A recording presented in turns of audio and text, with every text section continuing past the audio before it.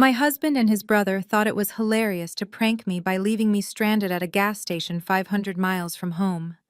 They laughed as they drove off, yelling, "Good luck out the window," while my sister-in-law filmed it for her social media. I never went back. 3 years later, my husband found me in a corporate boardroom in Manhattan. The smile vanished from his face when he saw who was standing behind me. But before I tell you how I destroyed his life, let me tell you where I am watching from in the comments below. Hit like and subscribe if you have ever been the person who paid the bills while everyone else took the credit. My name is Nia, and at 32 years old, I was standing in the middle of a scorching Nevada parking lot watching the taillights of a rented Cadillac Escalade disappear into a cloud of red dust. The taste of grit was already in my teeth.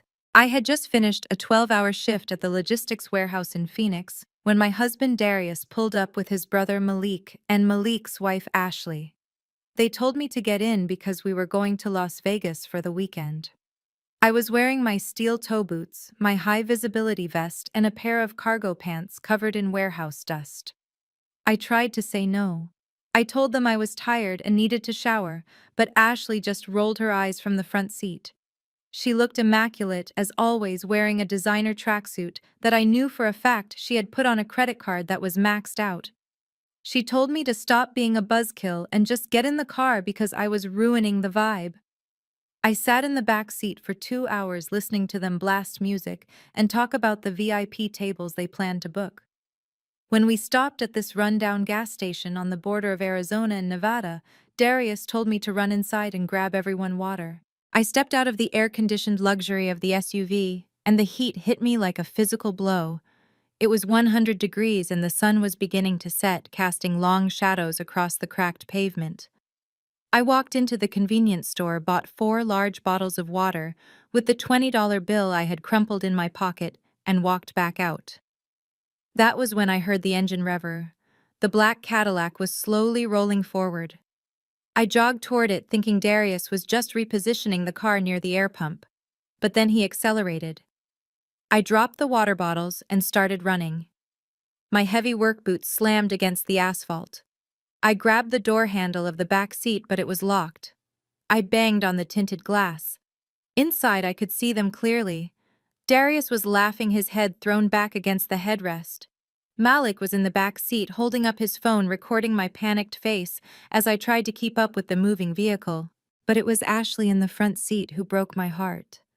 She rolled down the window just enough to let the cold air hit my sweating face. She looked me up and down with that familiar sneer she reserved for anything she considered beneath her. She shouted, "Run, Nia, run! Maybe you can burn off some of that warehouse smell if you sprint hard enough. You look ridiculous. You do not fit the aesthetic of this trip anyway. Look at you. You are dusty. You are embarrassing us." Darius shouted from the driver's seat that it was just a prank and I needed to learn how to take a joke. He told me to catch an Uber and meet them at the hotel. Then he floored it. The massive SUV kicked up a storm of gravel that stung my cheeks. I stood there in the middle of nowhere watching them leave. I waited for brake lights. I waited for them to turn around. I waited for 5 minutes, then 10. The silence of the desert rushed back in, heavy and terrifying. I reached for my back pocket to grab my phone, but my hand hit empty fabric. My purse was in the back seat of the car. My wallet, my ID, my iPhone, everything was in that bag. Panic started to claw at my throat. I patted my other pockets frantically. In the side pocket of my cargo pants, I felt a hard rectangular object. It was the rugged work phone I used at the warehouse to track shipments. I had forgotten to turn it in at the end of my shift. I pulled it out. The screen was cracked and dim. It showed 4% battery and searching for signal. I looked around. The gas station was essentially abandoned. The clerk inside had locked the door and flipped the sign to closed the moment I walked out. There were no other cars, just me, the empty highway, and the setting sun. I walked out to the edge of the road, holding the phone up like an offering to the sky. 1 bar of signal flickered on. I dialed Darius. It rang once, twice, 3 times. Finally, the call connected. I heard the deafening sound of club music and people shouting. He had put me on speakerphone. I could hear the wind rushing past their open windows. Darius, I screamed into the phone. You have to come back. This is not funny. I have no money. I have no water. Turn the car around right now. I heard Ashley's voice cut through the noise. She sounded bored and annoyed. She asked Darius why he was even answering the phone. She said I was ruining the mood again with my drama. Darius laughed, a cruel sound that made my stomach turn. He told me to stop whining. He said I was a grown woman who managed a warehouse, so I should be able to manage getting a ride. He said I was too uptight, and that was why he needed this trip to relax. He told me I was acting like a child, and that if I wanted to be part of the high-class lifestyle he was trying to build, I needed to stop acting so desperate. Ashley chimed in again. She told me I looked like the help in my work clothes, and that she did not want to be seen walking into the Bellagio with someone who looked like they just scrubbed floors. She said I should take the time to reflect on my presentation. I felt tears pricking my eyes, hot and angry. I told them I was going to die out here. I told them it was getting dark. Darius just sighed. He said they were almost to Vegas and he was not turning around now because they had a reservation. He told me to figure it out and that he would leave a room key at the front desk if I managed to make it there by tomorrow. Then he hung up. The line went dead. I stared at the screen as the battery icon turned red, and then the phone shut down completely. The silence that followed was absolute. Night falls fast in the desert. The temperature dropped 20 degrees in an hour. I huddled against the brick wall of the closed gas station, trying to shield myself from the wind. I was shivering, but my mind was burning with a clarity I had never possessed before. For the last 5 years, I had been the engine of our family. I worked 60 hours a week, managing supply chains and inventory, while Darius played business owner with a trucking company that barely broke even. I paid the mortgage. I paid the car notes on the Escalade they were driving. I paid for Ashley's designer bags because Darius said we had to help family look good. They called me Dusty because I wore work boots and saved money. They called themselves high class because they spent my money on logos and bottle service. I sat there in the dark hugging my knees, and I realized something that made me nauseous. They did not just leave me here as a joke. They left me here because they genuinely believed I was disposable. I was the mule that carried their lifestyle, and they were ashamed of me because I sweated while I did it. Hours passed. My thirst became a physical pain. I heard coyotes howling in the distance and saw shadows moving in the brush. I was terrified, but beneath the fear was a cold, hard rage that was slowly solidifying into a plan. Around 2 in the morning, blinding lights swept across the parking lot. The deep rumble of a diesel engine shook the ground. An 18-wheeler was pulling off the highway. It was a massive rig chrome gleaming under the moonlight. I stood up, my legs stiff and cramping. This was it. Either I was going to be saved, or I was going to encounter the kind of danger my mother always warned me about. But I had no choice. I walked into the light. The driver opened his door and stepped down. He was an older black man with gray hair and a face etched with lines of exhaustion. He wore a simple flannel shirt and jeans. He looked at me, a woman alone in the desert in the middle of the night, and his expression softened from suspicion to concern. He asked me if I was okay. I shook my head. I told him my ride left me. I did not tell him it was my husband. I was too ashamed. He did not ask questions. He just opened the passenger door and told me to hop in. He said he was heading to a distribution center in Phoenix and could drop me off in the city. I climbed up into the cab. It smelled like coffee and old leather. It was the safest place I had ever been. As we drove through the night, I watched the desert roll by. I looked at my hands, rough from moving pallets and checking inventory. On my left ring finger sat the diamond solitaire Darius had given me. He told me it cost him 3 months of salary. He told me it was flawless, just like his love for me. It was the one thing I held on to when things got hard, the proof that he valued me. I twisted it around my finger. When the driver dropped me off in downtown Phoenix, the sun was just coming up. I thanked him and tried to offer him the $20 bill I had left, but he pushed it away and told me to get myself a hot meal. I stood on the sidewalk as the city woke up. I had no ID, no phone, and $20. I walked past a pawn shop that was just opening its metal grates. A sign in the window said, "We buy gold and diamonds." I looked at my ring again. If it was real, it was worth at least $5,000. That would be enough to get a hotel, buy a new phone, and figure out my next move. I walked inside. The broker was a man who looked like he had seen everything. I took off the ring and placed it on the velvet counter. I asked him how much he could give me for it. He put a jeweler's loupe to his eye and examined it for less than 10 seconds. He put it down and looked at me with a mixture of pity and annoyance. He told me he could give me $50 for the gold band, but the stone was worthless. I felt the blood drain from my face. I asked him to check again. I told him my husband said it was a certified diamond. The broker laughed a dry, harsh sound. He told me it was cubic zirconia and not even a good one. He said it was the kind of ring you buy at a mall kiosk for $200. He scratched the stone with a file to prove it. A deep gouge appeared on the surface. Diamonds do not scratch. I stood there staring at the ruined fake stone. The final lie. Darius had not just abandoned me in the desert. He had been lying to me every single day of our marriage. He let me work double shifts to pay for his brother's mortgage while he bought me a piece of glass and told me it was a treasure.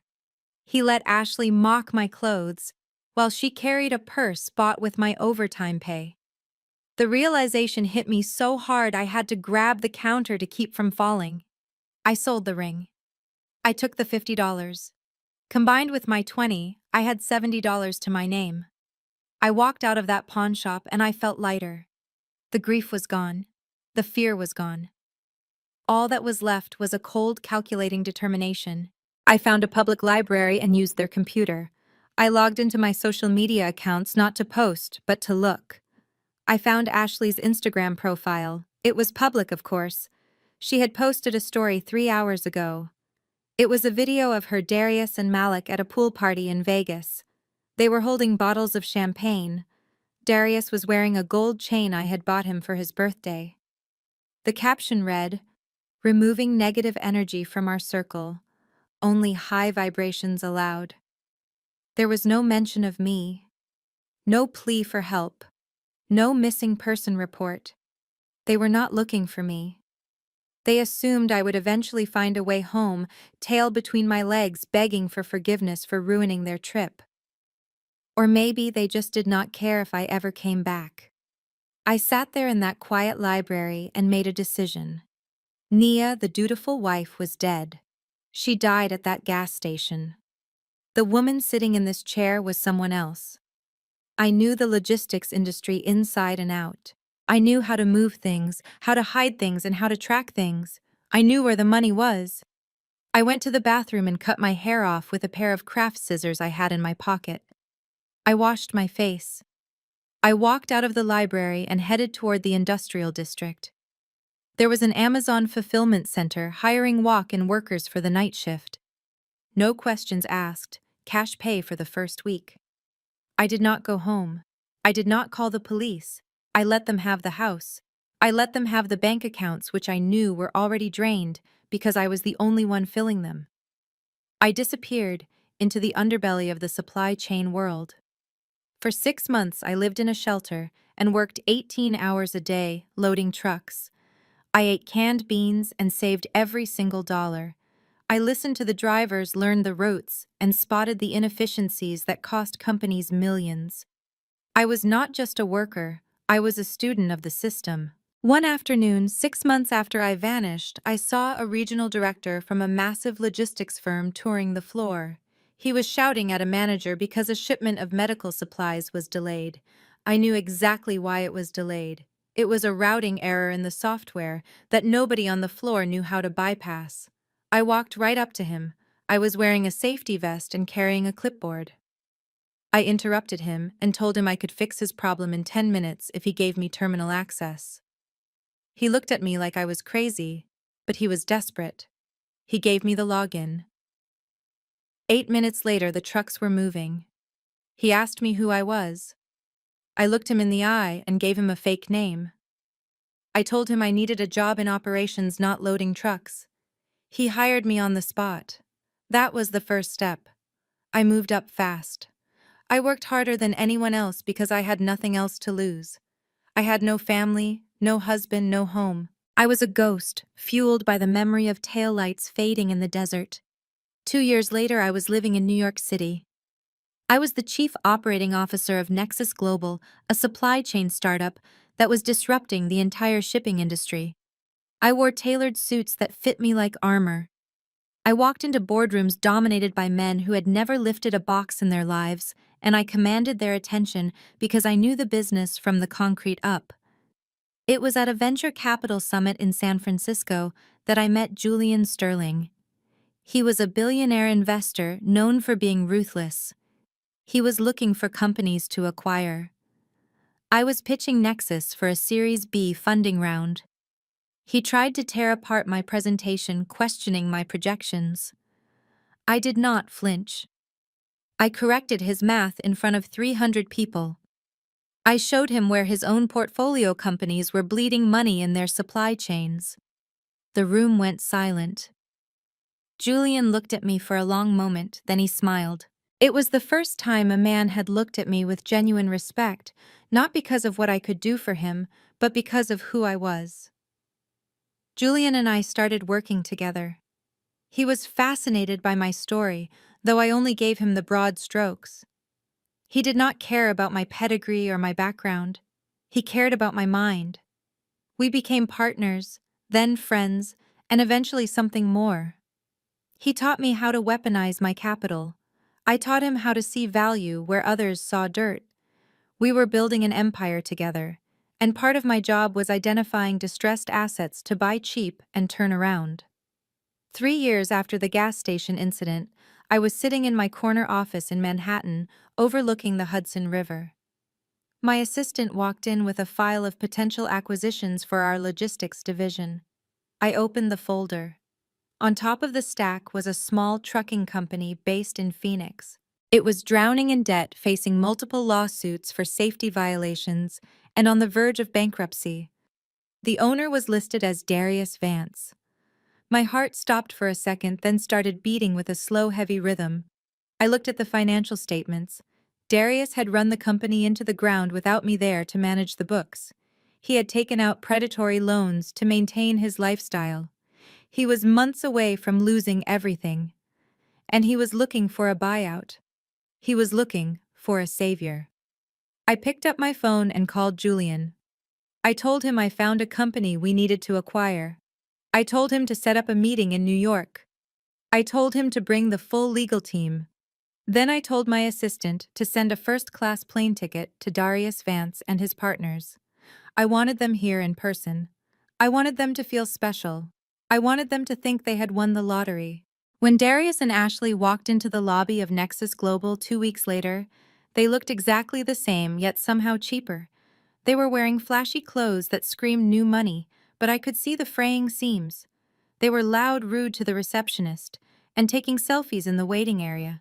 They had no idea that the woman they were coming to meet, the mysterious investor who was going to save their miserable lives, was the same woman they had left to die in the desert.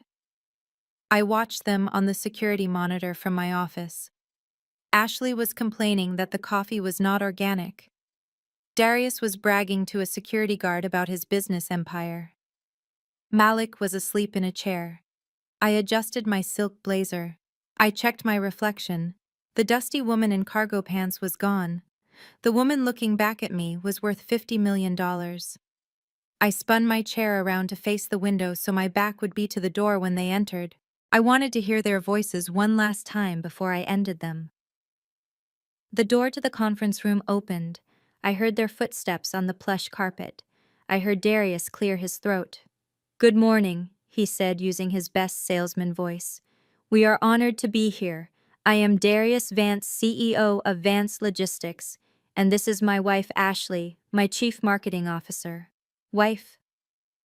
So he had declared me dead or divorced me in absentia to marry her. Or maybe she was just using the title. It did not matter. We are here to sign the exclusive partnership deal, Ashley added, her voice dripping with entitlement. But I must say we are very busy people, so we would appreciate it if we could wrap this up quickly. We have a dinner reservation at Nobu. I smiled at my reflection in the glass. They were still the same, still prioritizing dinner reservations over reality. I understand, I said, my voice low and calm, still facing the window. Time is money. And you two seem to be out of both. The silence in the room was sudden and heavy. Excuse me, Darius asked, his voice wavering slightly. Do we know each other? I slowly spun my chair around. I rested my elbows on the mahogany table and interlaced my fingers. I looked Darius dead in the eyes. Hello, husband, I said. Did you enjoy your trip to Vegas? Darius dropped his briefcase. It hit the floor with a loud thud. His mouth opened but no sound came out. His face went from confident to pale gray in a split second. Ashley let out a strangled gasp and grabbed Malik's arm. Malik looked like he was seeing a ghost. Nia, Darius whispered. You are dead. We thought you were dead. Disappointed, I asked. I bet it is hard to cash a life insurance policy when you do not have a body. Ashley stepped forward, her face twisting into a snarl. You? She screeched. You ungrateful little... Where have you been? We were worried sick, you ran away, you abandoned your family. I abandoned you. I laughed. It was a cold sound that echoed off the glass walls. You left me in a desert with no water and laughed about it. But let's not dwell on the past. Let's talk about the future. Specifically, your future. I opened the file on the table. You are here to sell your company, I said. You think you are getting a $2 million buyout. That is what the offer letter said, right? Darius nodded, sweat beading on his forehead. Yes. Look, Nia baby. I don't know how you got here. Maybe you're the secretary or something, but we can talk about us later. Right now I need to close this deal with your boss. I can cut you in. I can give you some cash. Just don't mess this up for me. My boss. I raised an eyebrow. Darius, look at the name on the building. Nexus. Nexus. Naya's Export and United Supply. I am not the secretary.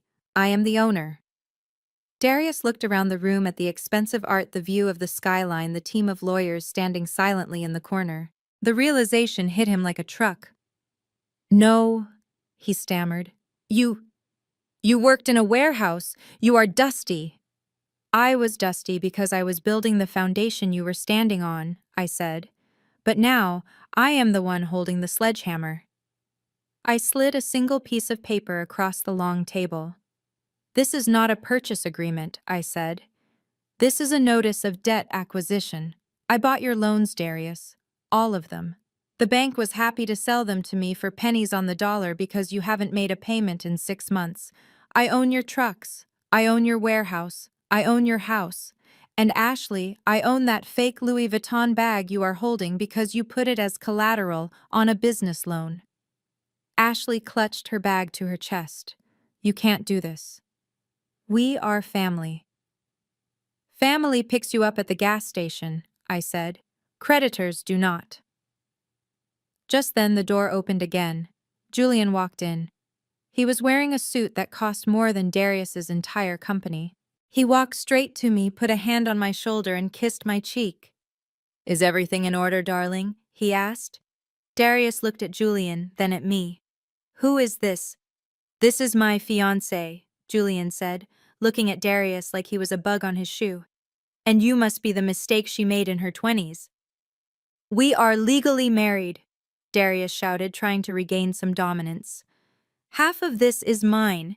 New York is an equitable distribution state. If you made this money while we were married, I am entitled to it. I smiled. I thought you might say that. That is why I had my lawyers look into your filing status.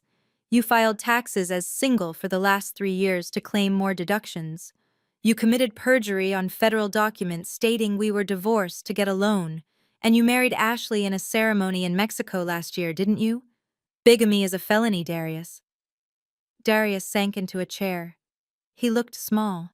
He looked defeated. What do you want? He asked. I want you to sign over the company, I said. I want you to vacate my house within 24 hours.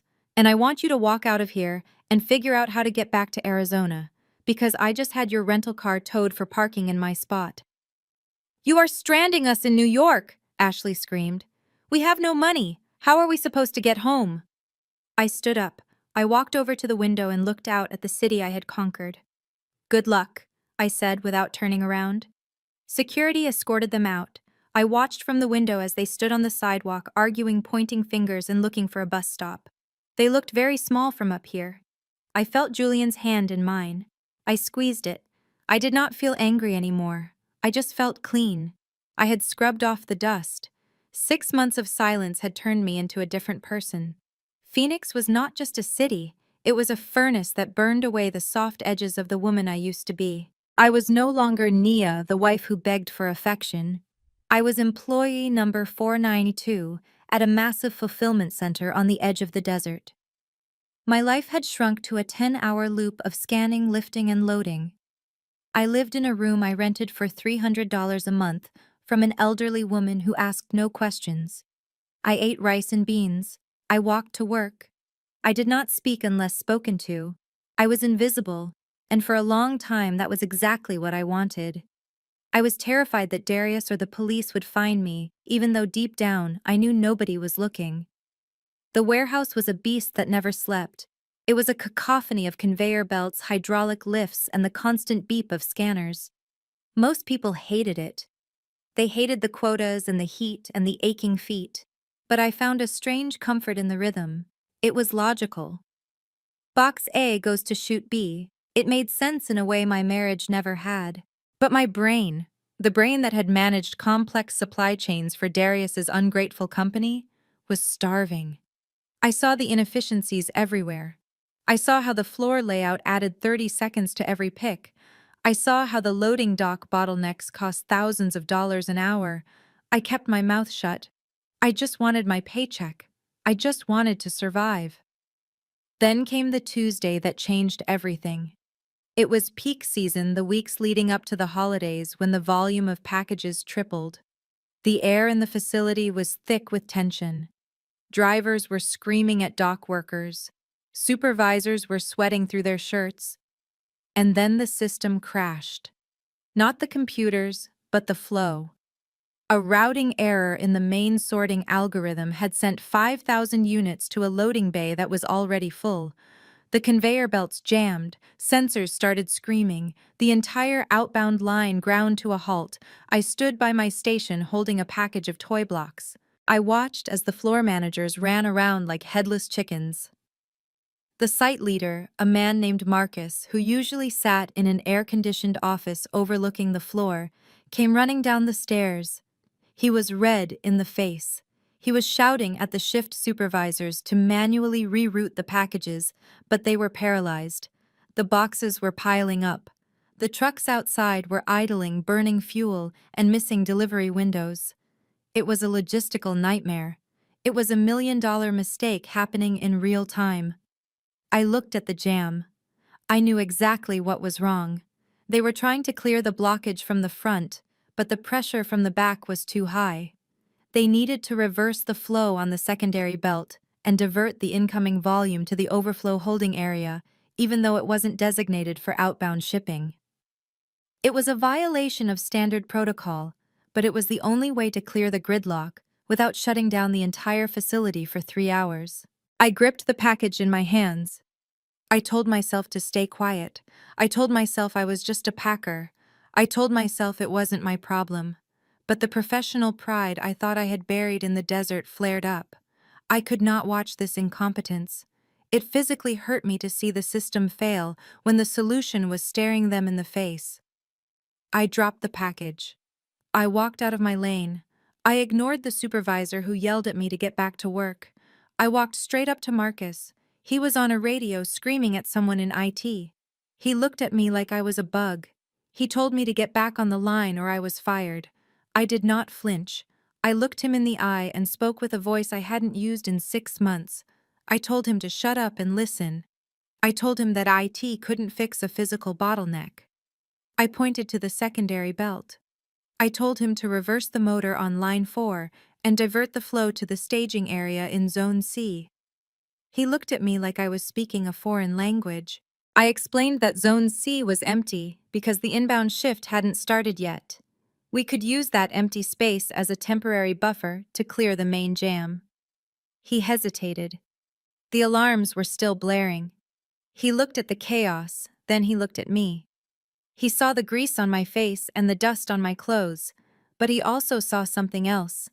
He saw certainty. He keyed his radio. He gave the order. The floor fell silent as the motors whined and reversed. The flow of boxes shifted. The pressure on the main line eased. Within 10 minutes, the jam was cleared. The belt started moving forward again. The trucks outside started loading. The crisis was over. I turned around and walked back to my station. I picked up the package of toy blocks and scanned it. I went back to work. My heart was hammering in my chest. I had exposed myself. I had shown them I was not just a pair of hands. I was terrified I would be fired for insubordination. An hour later, Marcus tapped me on the shoulder. He didn't yell. He asked me to follow him to his office. I thought this was it. I thought I was going back to the streets. I walked into the glass-walled office and stood with my hands clasped behind my back. He sat behind his desk and looked at my employee file on his screen. He asked me who I really was. He said Packers didn't know about flow diversion and buffer zones. I lied. I told him I used to work in a warehouse back east before bad luck hit me. I kept it vague. I kept my eyes low. He leaned back in his chair. He told me he didn't care about my past. He cared that I just saved the facility a fortune in late fees. He told me he needed a new shift lead for the night crew. It paid $5 more an hour. It meant I wouldn't be lifting boxes anymore. I would be managing the flow. I took the job. That $5 an hour was life-changing. It meant I could buy fresh vegetables. It meant I could save for a car. But more than that, it was the first crack in the wall I had built around myself. I wasn't just surviving anymore. I was climbing. The next few weeks were a blur of new responsibilities. I took the night shift and ran it with military precision. I reorganized the staging area. I created a new color-coded system for the loaders that increased efficiency by 15%. The other workers listened to me because I didn't shout.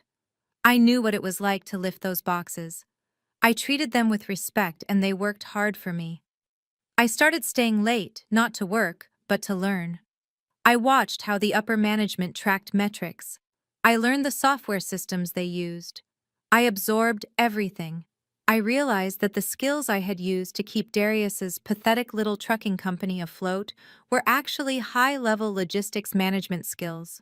He had convinced me I was nothing, just a helper, but in reality, I was the architect.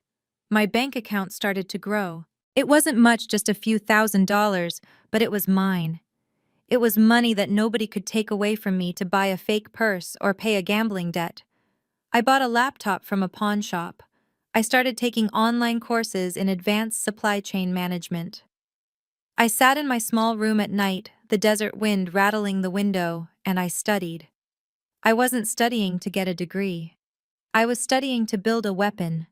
My mind was sharp, and for the first time in years it was working for me. One night, 6 months into my new role, I was walking the floor when I saw a discrepancy in the shipping manifest.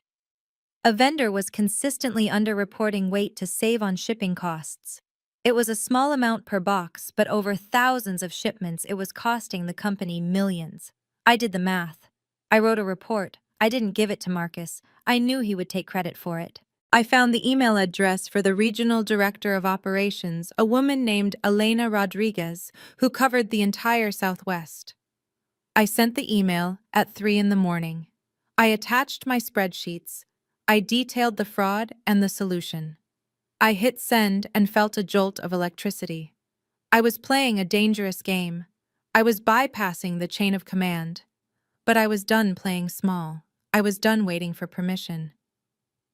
2 days later, a black sedan pulled up to the warehouse. Elena Rodriguez walked onto the floor. She was wearing a tailored suit and heels that clicked sharply on the concrete. She walked straight past Marcus. She asked for the night shift lead. She asked for me. She looked at me standing there in my safety vest with a clipboard in my hand. She didn't ask me about my past. She held up my report. She asked me if I was sure about the numbers. I looked her in the eye and told her I was never wrong about the numbers. She smiled. It was a shark smile, sharp and approving. She told me to pack my things. She said I was wasted on the floor. She needed someone in her operations team in regional HQ. I walked out of that warehouse that day, and I never looked back. I left the safety vest on the hook. I left the fear in the locker. I got into my used Honda Civic that I had bought with my savings, and I drove toward the city skyline. I was not just Nia the survivor anymore. I was Nia the professional. And I was just getting started. I had a long way to go to get to the top, but I knew the path now. And I knew that somewhere out there, Darius and Ashley were still posting photos of their fake life, completely unaware that the woman they left in the dust was coming for everything. New York City was a different beast entirely. It did not just hum, it vibrated with a frequency that rattled your bones. I had traded the suffocating heat of the Arizona desert for the concrete canyons of Manhattan, and the energy shift was exactly what I needed. Elena Rodriguez had kept her word. She saw something in me that day on the warehouse floor, a hunger that matched her own. She recommended me for a position as a junior supply chain analyst at Sterling & Co., a massive logistics conglomerate headquartered in Midtown. It was an entry-level role on paper, the kind of job filled by Ivy League graduates with soft hands and theoretical knowledge. I was the anomaly. I was the hire that made HR raise their eyebrows. But I treated that cubicle like it was the cockpit of a fighter jet. I arrived at 6 in the morning when the cleaning crews were still vacuuming the plush carpets, and I left at 10 at night when the city lights were the only things keeping me company. I devoured data. I learned the language of corporate power, which was far more subtle and dangerous than the shouting matches on the warehouse dock. I learned that silence in a boardroom was a weapon and that a spreadsheet could destroy a man faster than a fist. I kept my head down. I wore the sensible discount clothes I had bought in Phoenix, blending into the beige walls. To my colleagues, I was just the quiet woman in the corner who always had the reports ready early. They did not know I was analyzing their mistakes. They did not know I was mapping the entire company's infrastructure in my head, looking for the cracks. The company was in the middle of a massive headline-grabbing merger. We were acquiring a European shipping giant called Atlantica. It was the deal of the decade, a multi-billion-dollar marriage that was supposed to make Sterling & Co. the undisputed king of the Atlantic trade routes. Champagne was already on ice. The partners were picking out new vacation homes in the Hamptons. The office buzzed with a manic celebratory energy, but as I was running the routine due diligence on the fuel surcharge projections for the upcoming quarter, I saw a glitch. It was a small discrepancy in the operational expense column of Atlantica's ledger. Most analysts would have glossed over it as a rounding error or a currency conversion variance. But my brain, wired by months of tracking missing pallets and catching driver theft, latched onto it. The numbers were too perfect. They were linear in a fuel market that had been historically volatile for the last 18 months. I dug deeper. I pulled the raw shipping manifest from the last 3 quarters, bypassing the summarized reports the executives were reading. I cross-referenced them with global fuel indices and Port Authority records from Rotterdam and Hamburg. It took me 3 nights of zero sleep, living on vending machine coffee and adrenaline, but I found it. Atlantica was hiding a massive liability. They had locked into long-term fuel contracts at peak prices right before the market crashed, a disastrous bet that was bleeding cash on every single nautical mile. To cover it up, they were routing the losses through a shell company that billed the fuel costs as consulting fees and logistical support.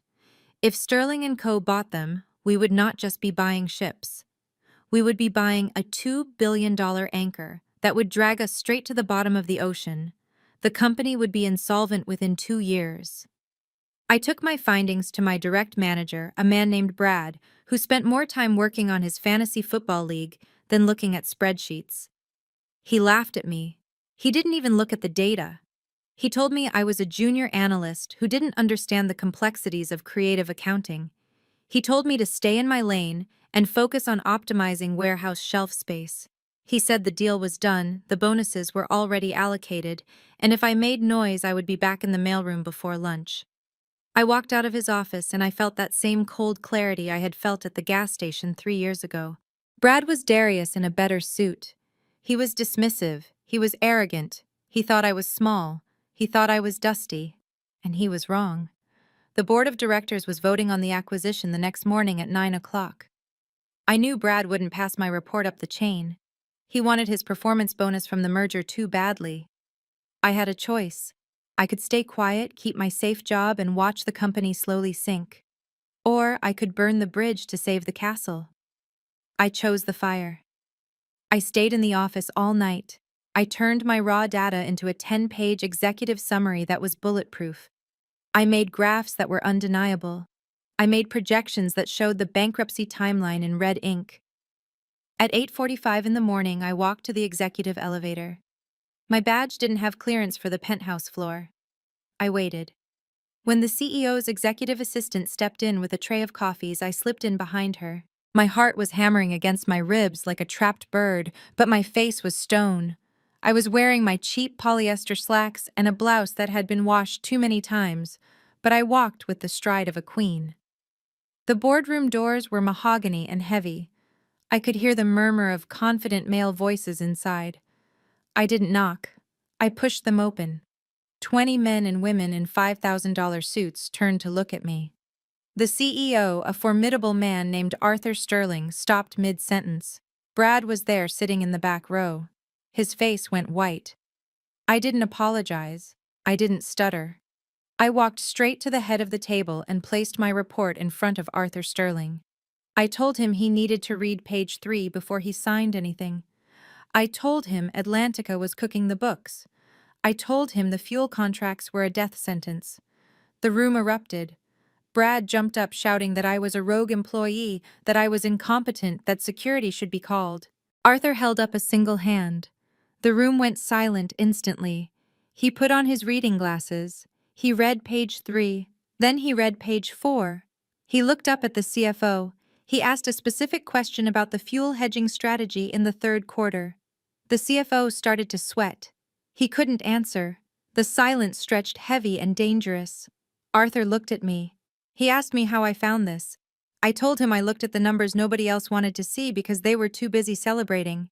I told him I knew what it cost to move a container from Hamburg to New York down to the cent, and Atlantica's math was a fairy tale. The vote was cancelled.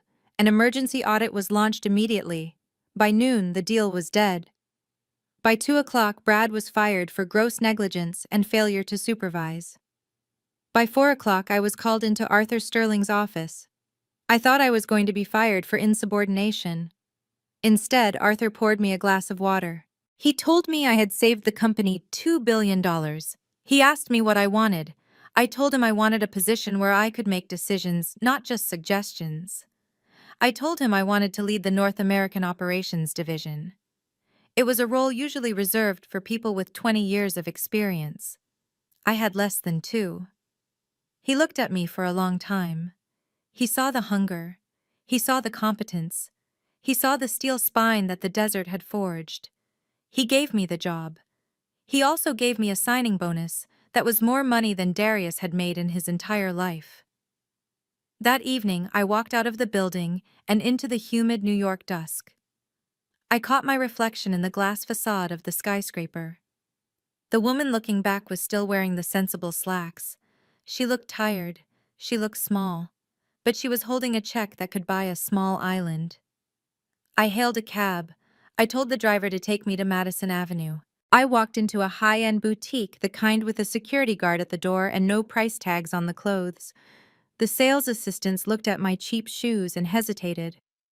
I pulled out my new corporate credit card, the black one with my name embossed in silver. I told them I needed a new wardrobe. I needed armor. I spent 3 hours in that store. I tried on silk blouses that felt like water against my skin. I tried on Italian wool blazers with shoulders sharp enough to cut glass. I tried on stilettos that changed the way I walked, forcing me to stand tall, forcing me to command the space I occupied. I bought it all. I didn't look at the totals. I wasn't spending money. I was investing in a weapon. I went to a salon next. It was late, but money opens doors. I told the stylist to cut my hair. No more hiding behind messy buns or practical ponytails. I wanted a sharp, angular bob that framed my face like a helmet of war. I wanted to look like I meant business because I did. When she spun the chair around, I gasped. The dusty girl from the warehouse was gone. The woman in the mirror was fierce. Her eyes were hard and bright. She looked expensive. She looked dangerous. I walked out onto the street and the city seemed to bow to me. This was the birth of the boss lady. I wasn't just Nia anymore. I was a force of nature. I had climbed out of the dirt, and now I was standing on top of the world. I hailed a cab, but this time I didn't feel lucky to get a ride. I felt like the city was waiting for me. I went back to my small apartment, packed my few belongings in trash bags, and threw them out. I moved into a hotel suite that night. I stood at the window looking south towards where I knew Darius was probably still struggling to keep his pathetic lies afloat. I took a sip of champagne. I was ready. New York was mine now. And soon everything else would be too. 2 years had passed since I walked out of that boutique in New York with a new wardrobe and a new spine. The city of San Francisco was draped in fog as I stepped out of a black town car in front of the Fairmont Hotel. I smoothed the lapels of my cream-colored Tom Ford suit. It cost $4,000 and it fit me like a second skin. I was no longer the junior analyst who snuck into boardrooms. I was the vice president of North American operations for Sterling & Co., and I was about to walk into the lion's den. The Global Venture Capital Summit was where the money lived. It was a room filled with billionaires, tech moguls, and investors who could make or break a company with a single signature. I was there to represent our logistics division to prove that our recent turnaround was sustainable and not just a fluke of creative accounting. The air in the ballroom smelled of expensive cologne and old money. I took a glass of sparkling water from a passing tray and scanned the room. I was looking for one man, Julian Sterling. He was a legend in the industry, a distant cousin to the Arthur Sterling I worked for, but he operated in a different stratosphere. He ran Sterling Capital, a private equity firm known for hostile takeovers and ruthless efficiency. He was speaking on the main stage in 10 minutes. I found a seat near the front. Julian walked onto the stage without an introduction. He didn't need one. He was tall with sharp features and eyes that looked like they could cut glass. He wore a navy suit without a tie, projecting an air of casual dominance. He sat in the leather armchair and looked out at the audience of 500 people with an expression of mild boredom. The moderator asked him about the future of global supply chains. Julian leaned into the microphone. He said the industry was bloated. He said that logistics companies were hemorrhaging cash because they relied too heavily on human capital. He called the workforce inefficient, error-prone, and obsolete. He argued that full automation was the only path to profitability, and that any company investing in human training was throwing good money after bad. He spoke with the arrogance of a man who had never packed a box in his life. He spoke about people like they were broken cogs in a machine. I felt a cold fire ignite in my chest. I thought about the men and women I had worked with in Phoenix. I thought about the drivers who slept in their cabs to make delivery windows.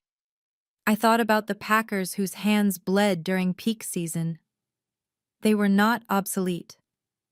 They were the backbone of the economy, and Julian Sterling was dismissing them as a rounding error. When the moderator opened the floor for questions, my hand was the first one up. A microphone runner found me. I stood up. The room went quiet. I felt hundreds of eyes on me assessing my suit, my posture, my worth. I looked directly at Julian. I told him his assessment was mathematically sound in a vacuum, but operationally disastrous in the real world. I cited the failure rates of fully automated distribution centers in high variability climates. I broke down the cost of downtime when a robotic arm fails versus the adaptability of a trained human crew. I used data from my own turnaround at Sterling & Co., where we had increased efficiency by 30%, not by firing people, but by optimizing their workflows and incentivizing accuracy. I spoke for 2 minutes straight. I did not stutter. I did not apologize. I dismantled his entire thesis with cold hard numbers. I finished by saying that betting against human resilience was the fastest way to lose $1 billion. The silence that followed was deafening. The moderator looked terrified. The audience held its breath, waiting for the titan on stage to crush me. Julian stared at me. His expression did not change. He did not look angry. He looked awake. For the first time since he walked on stage, the boredom was gone. He leaned forward, resting his elbows on his knees. He asked me my name. I told him. He asked me for the specific variance rate I had quoted regarding the Phoenix distribution hub. I gave it to him down to the decimal point. He asked me how I calculated the ROI on human capital investment. I gave him the formula I had developed myself. He nodded once slowly. He said my math was interesting. Then he stood up and walked off the stage, ending the session 5 minutes early.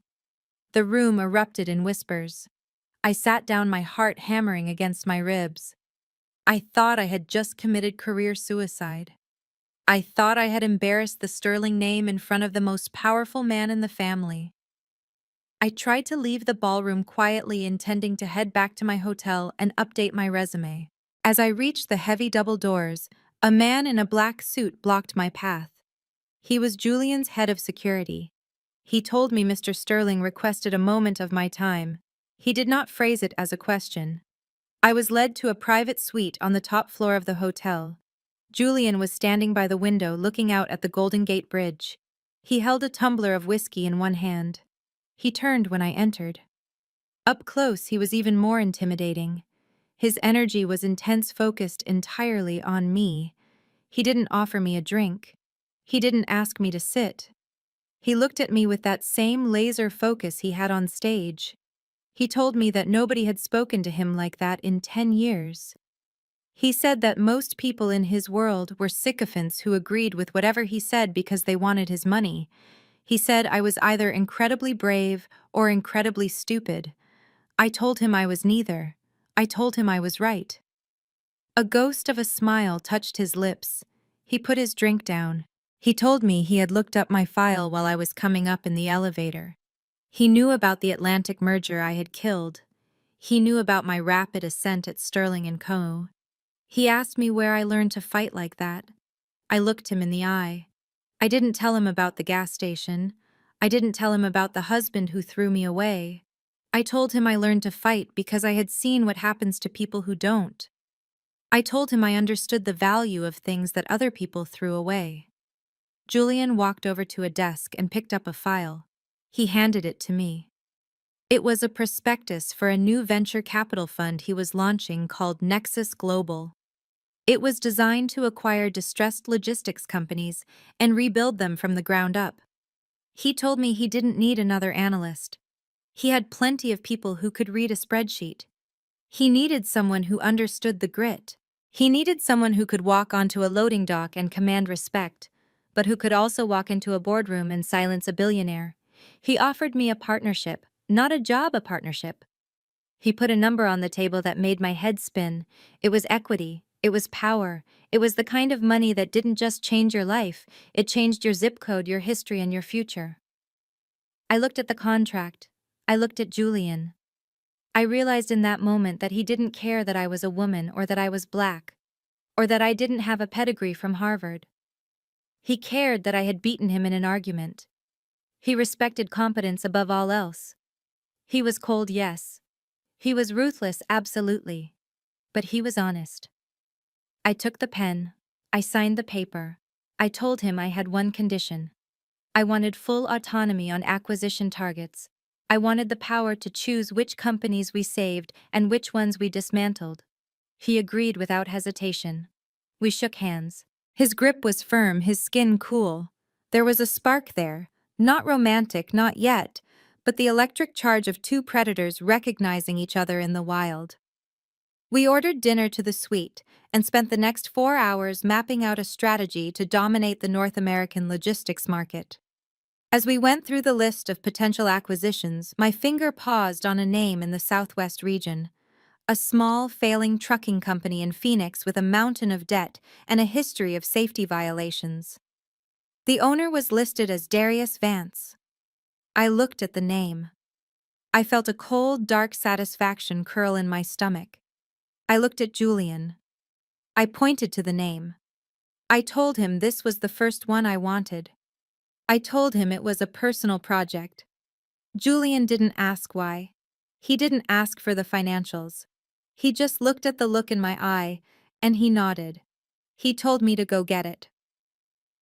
That night I walked back to my own hotel room feeling like I was floating. I wasn't just Nia anymore. I wasn't just a survivor. I was a partner at Nexus Global. I had the backing of a billionaire, and I had a target. The climb was over. The hunt was about to begin. I went to the window and looked at the city lights, thinking about the dusty girl who had begged for a ride 3 years ago. She was gone. In her place was a woman who could buy the whole damn highway. 3 years is a lifetime in the world of high finance. It is enough time to build an empire or to watch one crumble into dust. For me, it was enough time to shed every last remnant of the woman who had cried in a gas station parking lot. I was no longer Nia the warehouse worker. I was Nia the managing partner of Nexus Global, a private equity firm that terrified CEOs from Wall Street to Silicon Valley. We didn't just invest in companies, we dissected them. We found the rot, cut it out, and rebuilt the beast stronger, or we sold the parts for scrap. I had become very good at spotting the rot. I sat in the library of the penthouse Julian and I shared overlooking Central Park. The room was silent, except for the crackle of the fireplace and the soft turning of pages. Julian was sitting across from me, reviewing contracts for a merger in Tokyo. I looked at him over the rim of my wine glass. He was wearing a cashmere sweater, looking relaxed in a way that only men with 10 figures in the bank can look. On my left hand, hidden beneath the sleeve of my silk robe, was a ring. It was a 6-carat emerald-cut diamond, flawless and cold as ice. We had been engaged for 6 months, but we hadn't announced it to the press. We liked the mystery. We liked keeping the world guessing about the exact nature of our partnership. It gave us leverage. In business, information is ammunition, and we never gave ours away for free. I turned my attention back to the tablet in my lap.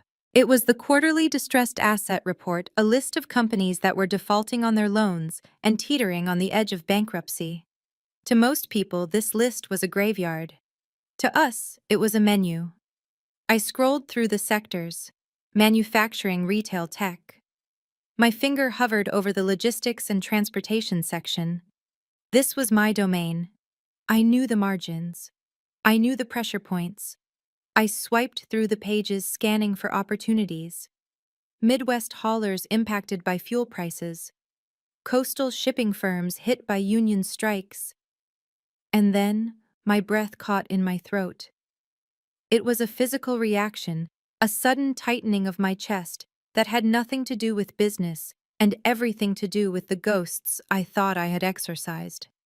There, on page 47, buried in a list of small-cap failures in the Southwest region, Vance Logistics.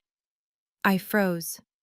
The name stared back at me, black ink on a white screen, innocuous to anyone else but screaming to me. I tapped the file to open the detailed dossier. The address was the same yard in Phoenix where I used to sweep the floors. The owner was listed as Darius Vance. The status was marked in bold red letters: pre-foreclosure. Severe delinquency. I set my wine glass down on the marble table. My hand was trembling just slightly. I clenched it into a fist until the shaking stopped. I was not that girl anymore. I was a shark, and I had just smelled blood in the water. I began to read the financials. It was a disaster. It was a masterclass in incompetence. Without me there to manage the schedules and optimize the routes, the company had hemorrhaged money. The fuel costs were astronomical, suggesting nobody was monitoring the drivers or negotiating bulk rates. The maintenance logs were non-existent, which meant the fleet was likely falling apart. But the most damning part was the expense report. I saw line items for consulting fees, paid to a marketing firm registered to an Ashley Vance. I saw lease payments for luxury vehicles that had no business being on a trucking lot. I saw travel expenses for conferences in Miami and Cabo. They were bleeding the company dry to fund their lifestyle. They were living like kings on a castle built of sand, and the tide had finally come in. The bank holding their primary loan was looking to offload the debt. They considered it toxic. They wanted to sell the note for 40 cents on the dollar just to get it off their books. I looked up at Julian. He must have sensed the shift in my energy, because he had lowered his papers and was watching me with that intense, hawk-like gaze. "What is it?" he asked. His voice was low, calm. He knew me better than anyone. He knew when I found something I wanted. "I found an acquisition target," I said. My voice was steady, devoid of the hurricane of emotions swirling inside me. "Is it strategic?" he asked. "It's personal," I replied. Julian set his papers down completely. He stood up and walked over to my chair. He sat on the armrest and looked down at the tablet screen. He saw the name. He knew the story.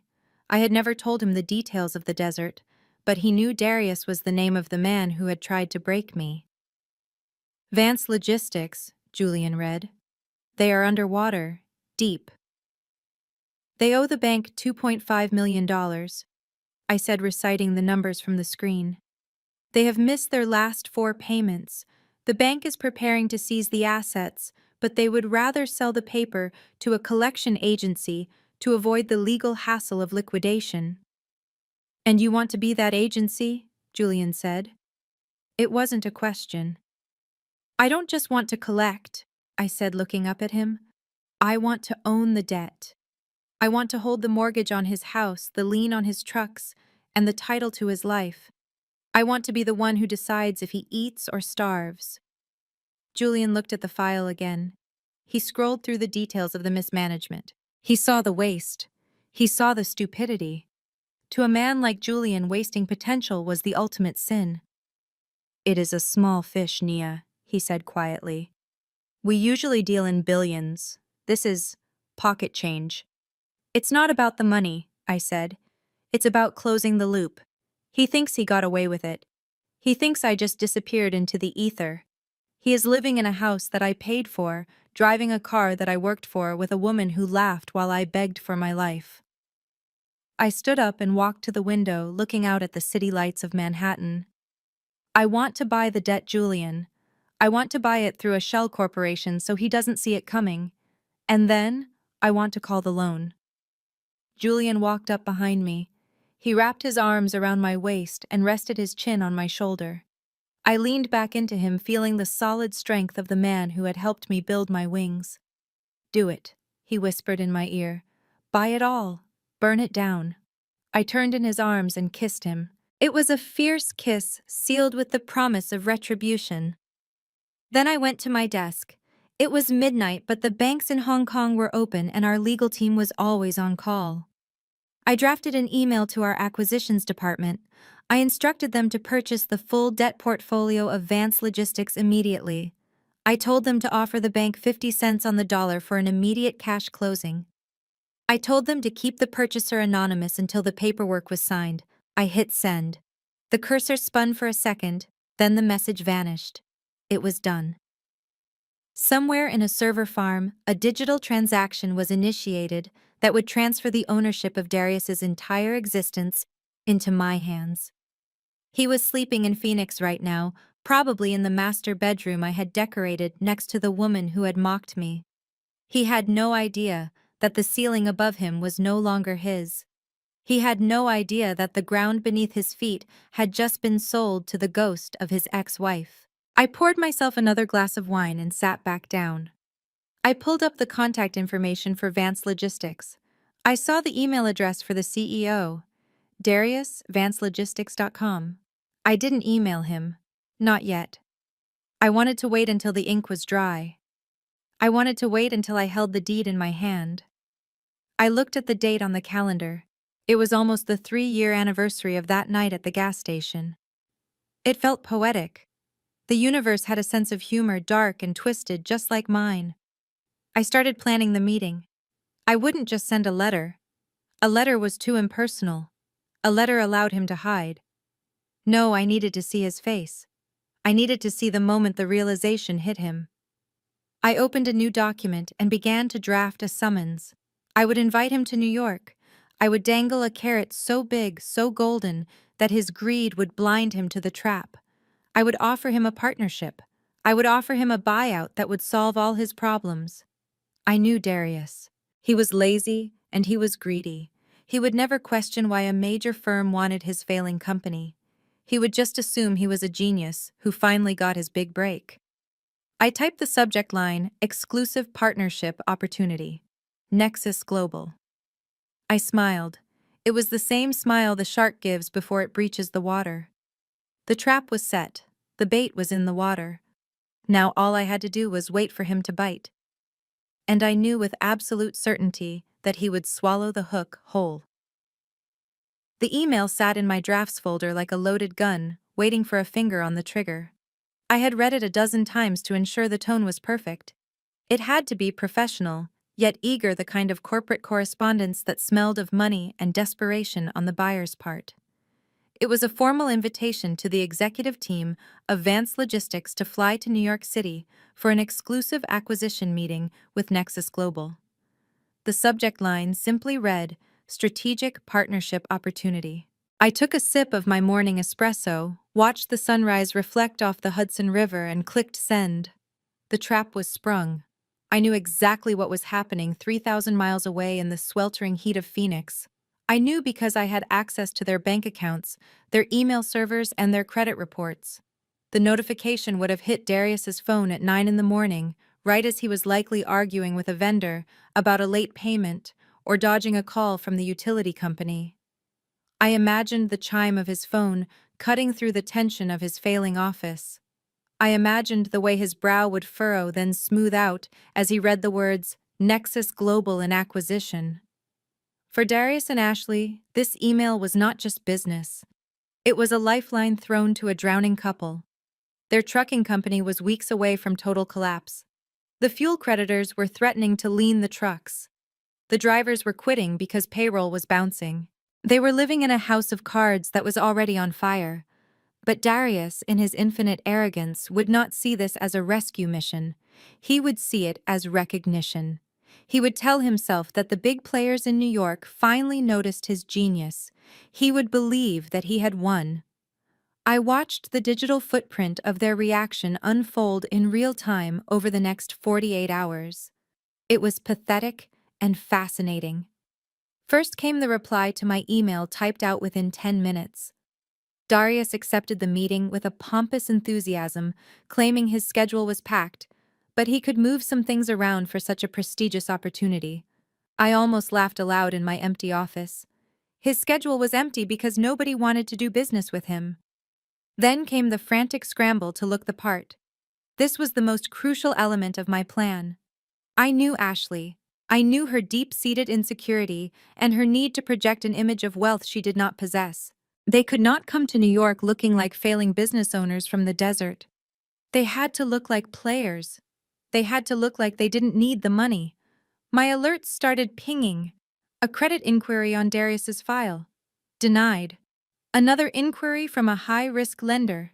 Denied. They were desperate. They needed cash to fund the charade. Finally a hit. A secured loan from a predatory title pawnshop. They had put up the title to the only Escalade they actually owned, the one Ashley drove to yoga classes she couldn't afford. They took out $5,000 at an interest rate that should have been illegal. It was blood money, and they were going to spend it on costumes. I tracked their spending like a hawk. $500 at a luxury car rental agency in Phoenix to book a ride to the airport. $2,000 on last-minute airline tickets. They didn't buy first class because they couldn't afford it, but I knew Ashley would post a photo of the first class lounge if she could sneak in. The rest of the money went to the wardrobe. This was Ashley's department. She hit the luxury outlet malls. She bought a Gucci belt with a buckle the size of a dinner plate.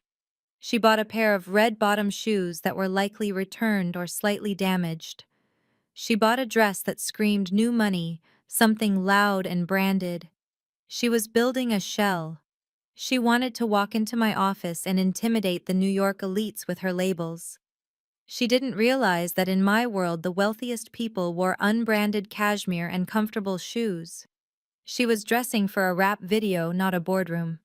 Darius rented a suit. He went to a high-end tuxedo shop and rented a tuxedo-style suit that was entirely inappropriate for a business meeting. It was shiny. It was tight. It made him look like a prom date, not a CEO. But in his mind, he looked like James Bond. They were constructing a fantasy version of themselves, a version where they were successful, powerful, and worthy of a multi-million-dollar buyout. I sat in my penthouse and watched their social media stories. Ashley posted a video of her packing. She laid out the outlet store clothes on the bed like they were treasures. She talked to her followers about making power moves and leveling up. She used hashtags like boss life and empire building. She didn't mention the pawned car title. She didn't mention the foreclosure notices piling up in their mailbox. She was selling a lie, and she was buying it herself. They landed at JFK Airport on a rainy Tuesday evening. I had a car service waiting for them, but not the one they expected. I sent a standard sedan, not a limousine. I wanted to prick their ego just enough to make them work harder for my approval. I watched the GPS tracker as the car moved through Queens and into Manhattan. They checked into a boutique hotel in Soho. It was trendy, expensive, and completely out of their budget. I knew they put the deposit on a credit card that was $5 away from its limit. The night before the meeting, my surveillance showed they went out to dinner at a steakhouse known for being overpriced and flashy. They ordered the most expensive bottle of wine on the menu. They were celebrating a deal that hadn't happened yet. They were toasting to a future that belonged to me. I could picture them clinking glasses, laughing about how they had fooled the world, how they were about to be rich. They probably talked about me. They probably laughed about the dusty ex-wife who vanished. They had no idea I was the one paying for their steak in a roundabout way by owning the debt they were racking up. I slept soundly that night. The next morning, I arrived at the Nexus Global offices at 6. I dressed with military precision. A charcoal gray suit, sharp and minimalist. No jewelry except my engagement ring, which I turned inward to hide the stone. I wanted to be a blank slate. I wanted to be a mirror that reflected their own inadequacy back at them. I checked the security feeds at 9:45. A black car pulled up to the building. Darius and Ashley stepped out. They looked like caricatures. Ashley was struggling with her heels on the wet pavement, clutching her bag like a shield. Darius was adjusting his shiny suit, looking up at the skyscraper with a hunger that made him look predatory and small. They walked into the lobby.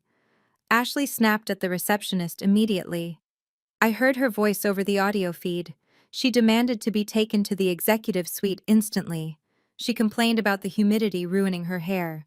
She was nervous, and she was covering it with aggression. They were escorted to the elevator. I watched them in the metal box as they ascended 40 floors.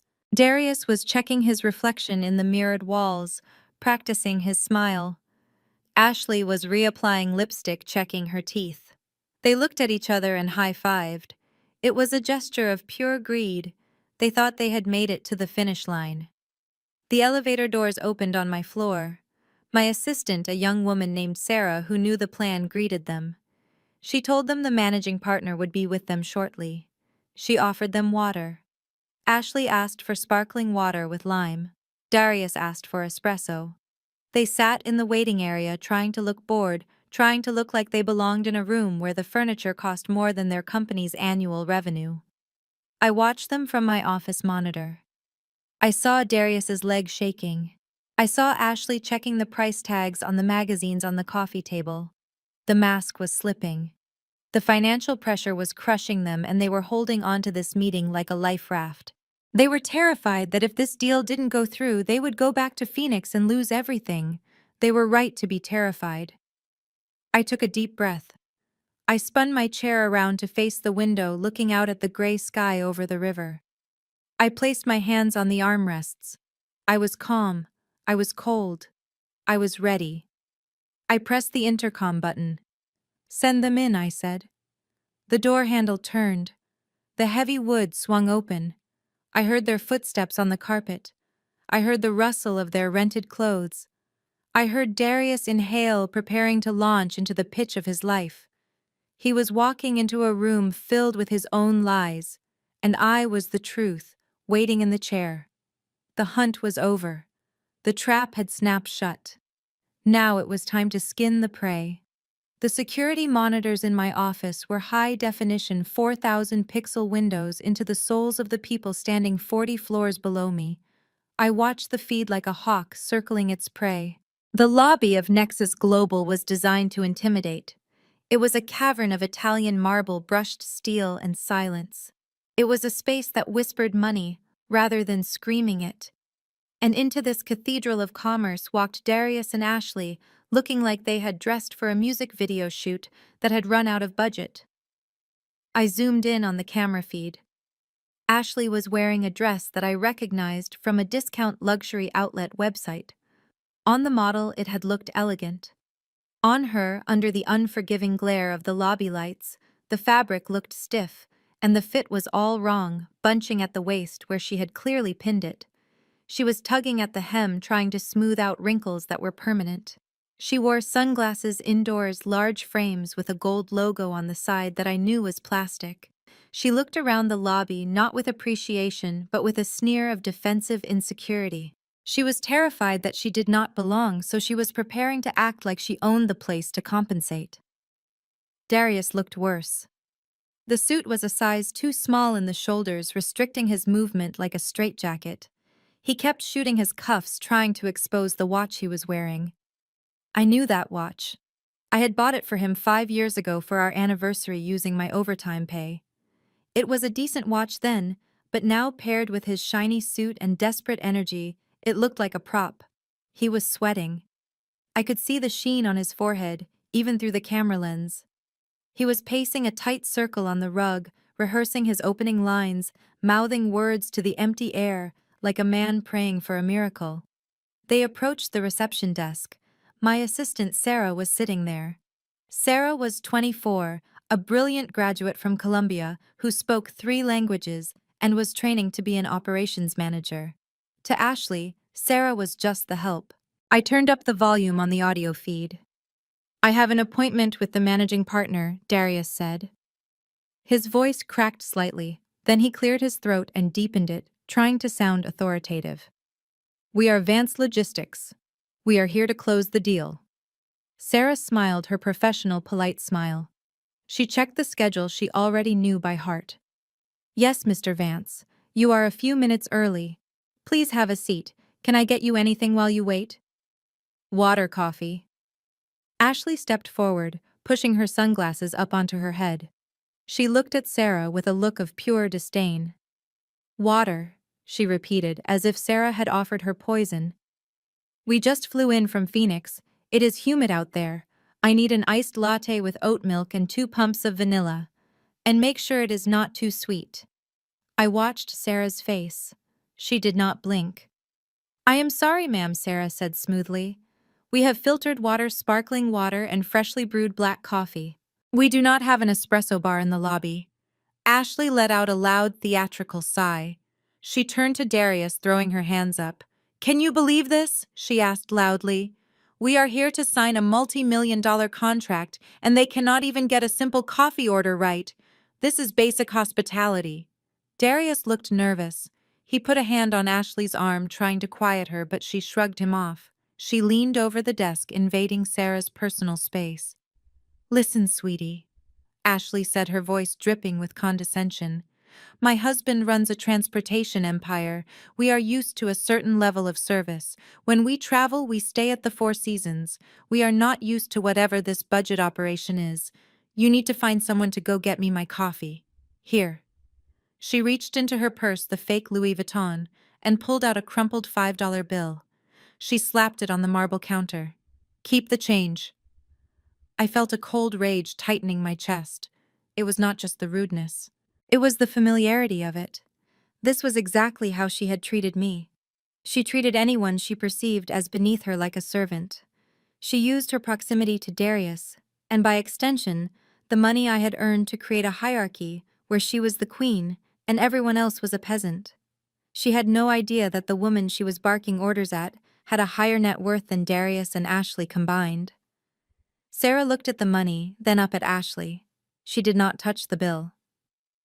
"I cannot leave the desk, ma'am," Sarah said, her voice dropping a few degrees in temperature. "But you are welcome to visit the coffee shop around the corner if you would like to get it yourself."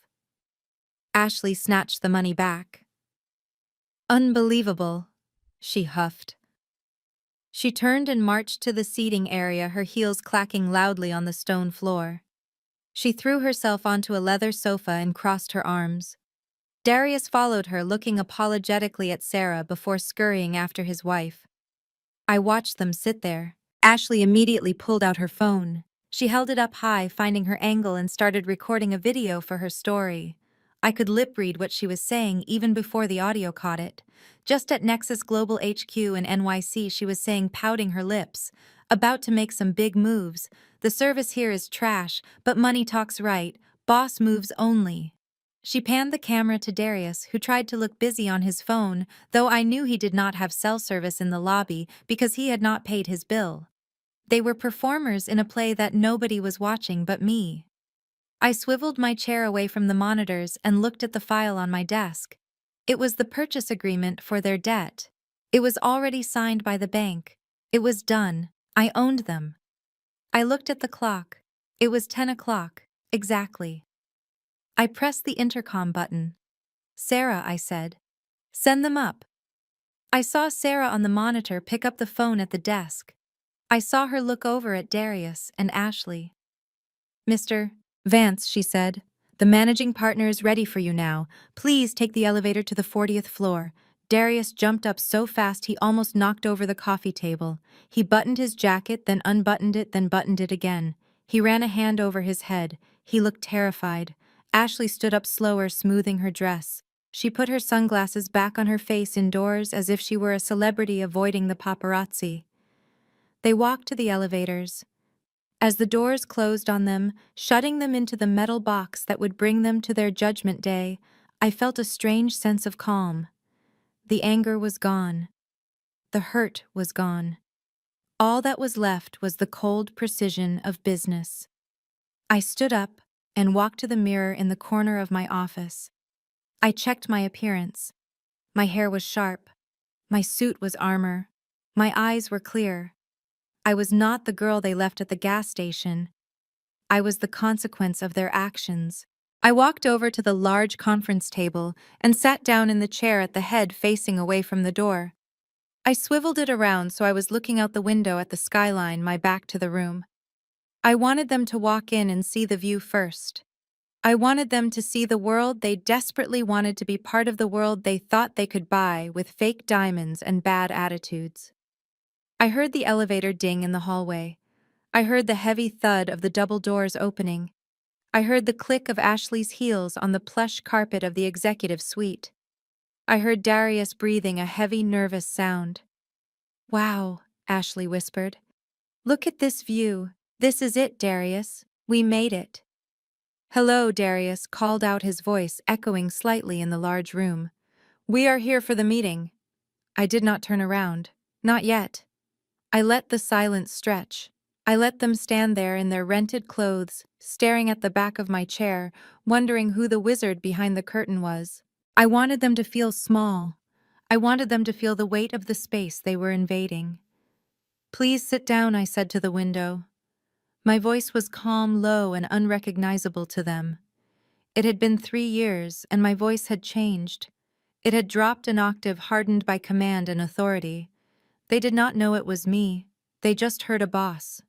I heard the scrape of chairs as they sat. I heard the rustle of papers as Darius pulled out his pathetic business plan. "Thank you for seeing us," Darius said. "We are very excited about the synergy between our companies. Vance Logistics is poised for explosive growth. We just need the right strategic partner to scale." I smiled at my reflection in the glass. Synergy, explosive growth, buzzwords from a man who could not even keep the lights on. Darius cleared his throat, a nervous, wet sound that betrayed the bravado he was trying to project. He began to speak, his voice pitching lower, adopting the smooth, practiced cadence of a man who believes he can charm his way out of a burning building. "You know," he said, his voice dropping to a somber, reverent whisper, "building this company has been more than just a business endeavor for me. It has been a journey of healing, a journey of survival. I built Vance Logistics on a foundation of absolute integrity and family values because family is all we have left when tragedy strikes." I tightened my grip on the armrests until my knuckles turned white. I knew what was coming. I had anticipated his lies, but I was not prepared for the sheer suffocating audacity of hearing him weaponize my own existence. 3 years ago, Darius continued, the sorrow in his voice thick enough to choke on, I suffered an unimaginable loss. My wife, my beautiful Nia, was taken from me. It was a freak accident during a road trip. She wandered off during a stop we searched for days. The authorities said it was exposure. They never found. Well, it destroyed me. I was broken. I almost gave up on everything. But I knew Nia would want me to carry on. She would want me to build a legacy. So I poured my grief into this company. Every truck on the road, every shipment delivered, it is a tribute to her memory. I built this empire from the ashes of my broken heart, guided by the principles of honesty she taught me. I closed my eyes, fighting back a wave of nausea. He was erasing me. He was rewriting the story of his cruelty into a hero's journey where I was just a tragic plot device. He had turned the woman he abandoned in the dust into a saintly ghost to sell a failing trucking company. He was selling my death to the highest bidder. The rage that had fueled me for 3 years coalesced into a cold, hard diamond in my chest. He was not just a liar, he was a ghoul. He was feasting on the corpse of the marriage he had murdered. He paused, waiting for the sympathy that usually followed such a revelation. He expected the faceless investor in the chair to turn around with tears in their eyes, moved by his resilience. He expected a hug and a check. Instead, I remained motionless. I let the silence stretch until it became uncomfortable, until the air in the room felt thin and dangerous. I watched a ferry cut through the water below, leaving a white wake that vanished as quickly as it appeared. That was what Darius hoped I was. A wake, a disturbance that had faded. Then Ashley spoke. Her voice shattered the solemn atmosphere Darius had tried to construct, sharp and impatient like breaking glass. "It was a terrible time, truly," she interjected, the clinking of her bracelets echoing in the room as she gestured dismissively. Darius was a mess. Someone had to step up. That is where I came in. I sacrificed my own high-powered career in fashion to help him stabilize the family and the business. It was not easy stepping into that void, taking on the burden of a grieving family, but that is what we do. We support each other. I listened to her rewrite history with the same casual arrogance she had used to mock my clothes at the gas station. Her high-powered career had been a string of unpaid internships and retail jobs she was fired from. Her sacrifice was spending my savings on spa days while I worked double shifts. "Look." Ashley continued, her tone shifting from performative sympathy to aggressive entitlement. "We have told you our story. You see the value we bring. We are resilient. We are survivors. But we are also very busy people. We have other investors lining up. We flew all the way here because we heard Nexus Global closes deals fast. We need to see the contract now." She tapped her fake acrylic nails on the table, a rapid staccato rhythm. "Honestly, we do not have all day to sit here staring at the back of your head," she snapped, her patience evaporating. My husband has literally worked himself to the bone to keep this family afloat after his first wife died. He deserves this payout. We deserve this. Our time is extremely valuable. We have a dinner reservation at Le Bernardin at 8 and I need to change. So let us cut the theatrics. Are you buying the company or not? The disrespect was breathtaking. She was sitting in the office of a multi-billion-dollar firm, speaking to a managing partner, and she was checking her watch because she wanted to go eat a dinner she could not afford. She was using the death of the woman she bullied to guilt-trip a stranger into making her rich. It was time. I reached out and pressed the button on my desk phone. A soft chime sounded in the room. "Sarah," I said into the intercom, my voice low and distorted by the speaker system. "Please lock the conference room doors from the outside, cancel my next meeting, and call security. Tell them to stand by on the executive floor." I heard the heavy click of the electronic locks engaging. The sound was final. It was the sound of a cage door slamming shut. Behind me, I heard Darius shift in his chair. I heard the rustle of Ashley's dress stopping abruptly. "Did you say lock the doors?" Darius asked, his voice trembling slightly. The salesman facade cracking to reveal the coward underneath. "Excuse me, why are you locking us in?" I placed my hands on the leather armrests of my chair. I took a deep breath, inhaling the scent of expensive polish and conditioned air, the scent of the life I had built from the dirt up. I pressed my foot against the floor. I was ready to show them what a ghost looked like. I placed my hands on the cool leather armrests of the executive chair. I took a deep breath, inhaling the scent of expensive polish and conditioned air, the scent of the life I had built from the dirt up. I pressed my foot against the floor and slowly, deliberately began to turn. The mechanism was smooth and silent. As I rotated, the gray Hudson River and the city skyline slid away, replaced by the interior of the boardroom. I saw them. Darius sweating in his rental suit, eyes wide with confusion. Ashley, mouth open, hand frozen halfway to her sunglasses. They looked small. They looked cheap. They looked like dust. I completed the turn and locked eyes with Darius. I did not blink. I did not smile. I just let him see me. I let him see the woman he left to die. I let him see the ghost he had tried to sell.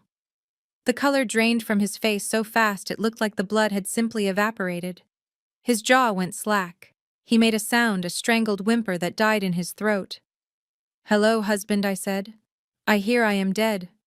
Darius dropped his pen. It hit the mahogany table with a sharp crack that echoed like a gunshot in the silent room. He scrambled backward, his chair screeching against the floor, but he had nowhere to go. The doors were locked. He was trapped in a glass cage with the monster he had created. He looked from me to the door and back to me, his eyes wide and uncomprehending. It was as if his brain refused to process the visual information in front of him. He was looking at a dead woman. He was looking at the dusty wife he had discarded, but she was wearing a suit that cost more than his car, and sitting in a chair that signified absolute power. Ashley made a noise that sounded like a tea kettle beginning to boil. She pulled her sunglasses down her nose, her hands trembling so violently that her bracelets rattled together. She stared at me, her mouth opening and closing like a fish on dry land. She looked at my face, then at the diamond on my finger, then at the nameplate on the desk that read, "Nia Sterling, Managing Partner." The realization hit her in waves. First confusion, then recognition, then a terrifying dawning comprehension of just how much trouble she was in. "Nia," Darius whispered. His voice was a rasp. "You, it is you. But how, we left you. You were gone." I leaned forward, resting my elbows on the table. I kept my face impassive, a mask of cold judgment. I did not raise my voice. I did not give them the satisfaction of seeing me angry. I wanted them to feel my indifference. "You left me," I repeated. "Yes, you did. You left me with 4% battery and $20. And now you are sitting in my office trying to sell me a company that I already own, using a story about my own death to close the deal. It is bold, Darius. I will give you that. It is incredibly stupid, but it is bold." Darius stood up. His legs were shaking. He wiped a sheen of sweat from his forehead with the back of his hand. He tried to smile, but it looked like a rictus of pain. He was a salesman to his core, and even in the face of the impossible, his instinct was to spin, to charm, to lie. "Nia, baby, listen," he stammered, taking a step toward the table. He held his hands up in a gesture of surrender that felt more like a plea. "You have it all wrong. We did not leave you. We got lost. We turned around. I swear to God, Nia, we drove back. We looked for you for hours. We were screaming your name in the desert. We thought you wandered off. We were heartbroken." He was gaslighting me. Even now, with the evidence of his cruelty sitting right in front of him, he was trying to rewrite reality. He was trying to make me doubt my own memory of the taillights fading into the dust. He was trying to turn himself into the victim of a tragic misunderstanding. "Stop," I said. The word was soft, but it cut through his lies like a blade. "Do not insult me, Darius. Do not stand there in your rented suit and lie to the woman who balances the books. I know you did not come back. I know because I watched you leave, and I know you did not mourn me." Ashley stood up now, finding her footing. She smoothed the front of her ill-fitting dress, her eyes darting around the room as if searching for a hidden camera. She decided to take a different approach.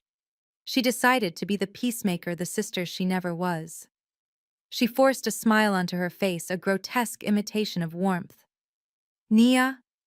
"Oh my God," she said, her voice high and breathless. "We are just in shock. Can you blame us? We thought we lost you. We grieved you, Nia, truly. We are family, sisters. Look at us now. We are all here together. We can fix this. We can put the past behind us. We are so happy you are successful. This is amazing. We should celebrate." She took a step toward me, reaching out a hand as if to touch me, as if to bridge the gap with false intimacy. "Do not touch me," I said. Ashley froze. Her hand hovered in the air, then dropped to her side. "Family?" I asked. "Sisters. You called me Dusty Ashley. You told me I was embarrassing you. You laughed while I ran after the car. Is that how you treat family? Or is family just a word you use when you need someone to pay your credit card bill?" Ashley flushed. A splotchy red stain crept up her neck. She looked at Darius for help, but he was staring at the floor, defeated. She turned back to me, her eyes narrowing. The mask of friendliness slipped, revealing the petty, jealous woman underneath. "That was a long time ago," she snapped. "It was a joke. You were always too sensitive. You never knew how to take a joke. And now look at you. You think because you married some rich guy and got a fancy office that you are better than us. You are still the same Nia. You are just wearing a costume." I laughed. It was a genuine laugh this time, born of pure amusement at her delusion. She thought I married into this. She thought I was a trophy wife. She could not conceive of a world where I earned this chair on my own. "A costume," I repeated. "That is interesting coming from you, Ashley. Because I am looking at you, and I see a woman wearing a dress that does not belong to her." Ashley looked down at her dress. "What are you talking about?" "This is designer." "It is a Halston," I said. "Retail price $450. But you did not buy it. You rented it from the Lux Closet. I know this because my firm handles the logistics for their return center, and I know that this specific dress was due back 3 days ago. You are racking up late fees, Ashley. $50 a day." Her mouth fell open. She clutched the fabric of her skirt as if trying to hide it, and that bag, I continued, pointing to the fake Louis Vuitton on the table. "It is a decent replica, I will give you that. Canal Street. Or maybe you ordered it online, but the stitching on the handle is wrong, and the hardware is tarnishing. Real gold does not turn green, Ashley." Darius looked at Ashley. He looked at the dress. He looked at the bag. He looked like he was realizing for the first time that his entire life was a counterfeit. "How do you know all this?" Darius whispered. "Because I make it my business to know," I said. "I know everything, Darius. I know about the second mortgage you took out on the house I paid for. I know about the title loan on the Escalade. I know you haven't paid your drivers in 6 weeks. I know you are drowning, And I know you came here today hoping for a miracle. Darius sank back into his chair. He put his head in his hands. We are broke, Nia, he admitted, his voice muffled. We are going to lose everything. I know, I said. That is why I bought you. Darius looked up, his eyes bloodshot and confused. Bought us? He repeated the words, tasting like ash in his mouth. I stood up and walked around the table, my heels sinking silently into the plush carpet. I stood over them, looming in the silence, casting a shadow that swallowed their small, rented existence. I did not buy your company, Darius, I said, my voice dangerously soft. I bought your debt. Every single cent of it. I own the note on your trucks. I own the lien on your house. I own the credit card debt Ashley used to buy those red-bottom shoes she is wearing right now. You do not owe the bank anymore. You owe me. The color that had drained from his face did not return. He looked sick, a greenish hue taking over his complexion. Ashley gripped her fake bag until her knuckles turned white. You can't do that, she stammered, her voice shrill with panic. That's illegal. It is perfectly legal, I assured her. It is called a distressed asset acquisition, and you, my dear, are very distressed. I walked back to my desk and picked up a thick file folder. I tossed it onto the table in front of them. It slid across the polished wood with a hiss and stopped right at Darius's fingertips. Open it, I commanded. Darius opened the folder with shaking hands. Inside were copies of the loan documents, the transfer of ownership papers, and a forensic accounting report of his company's finances that painted a picture of absolute negligence.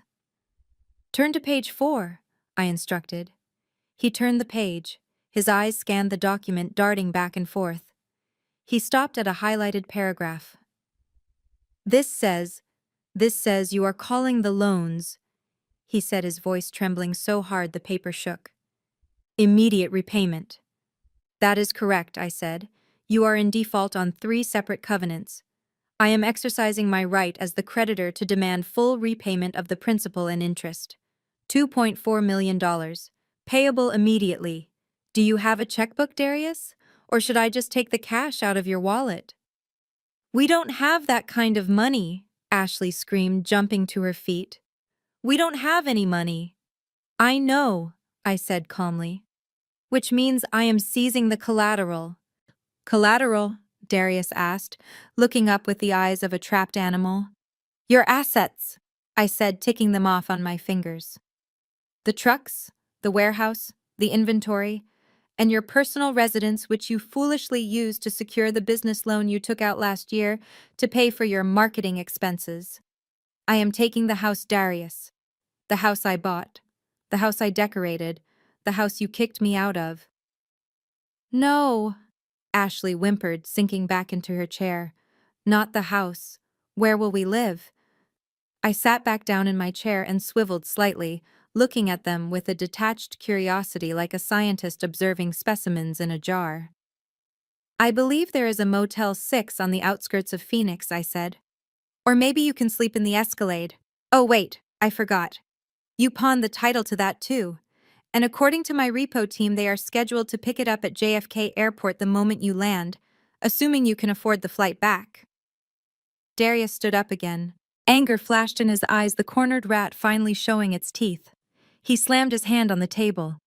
You can't do this, he shouted, spit flying from his mouth. We are still married. New York is an equitable distribution state. If you made this money while we were married, half of it is mine. I will sue you. I will take half of this company. I will drag you through court until you have nothing left. I smiled. I had been waiting for this. This was the moment I had prepared for. I thought you might say that, I said. Just then the boardroom door opened. Julian walked in. He didn't knock. He didn't need to. He owned the building. He was wearing a navy suit that cost more than Darius's entire life earnings. He walked straight to me, put a hand on my shoulder, and kissed my cheek. Is everything in order, darling? He asked, his voice smooth and deep. Darius looked at Julian, then at me. Who is this? This is my fiancé, Julian said, looking at Darius like he was a bug on his shoe. And you must be the mistake she made in her 20s. This is none of your business, Darius snarled. This is between me and my wife. I am entitled to her assets. I pulled another document from my drawer and slid it across the table. This is a copy of your tax returns from the last 3 years, Darius, I said. You filed as single. You claimed head of household. You signed a federal document stating you were unmarried to maximize your deductions and qualify for a specific business grant. Darius froze. His mouth hung open. And this, I said, sliding a second paper forward, is the marriage license you signed with Ashley in Cabo San Lucas last year. You committed bigamy, Darius. You married her while you were still legally married to me. You committed perjury on federal tax forms. That invalidates any claim you think you have to my assets. It also happens to be a felony. 2 felonies, actually. Fraud and bigamy. Ashley looked at Darius with pure horror. You told me the divorce went through, she screamed, hitting him on the arm. You told me she signed the papers. You showed me the decree.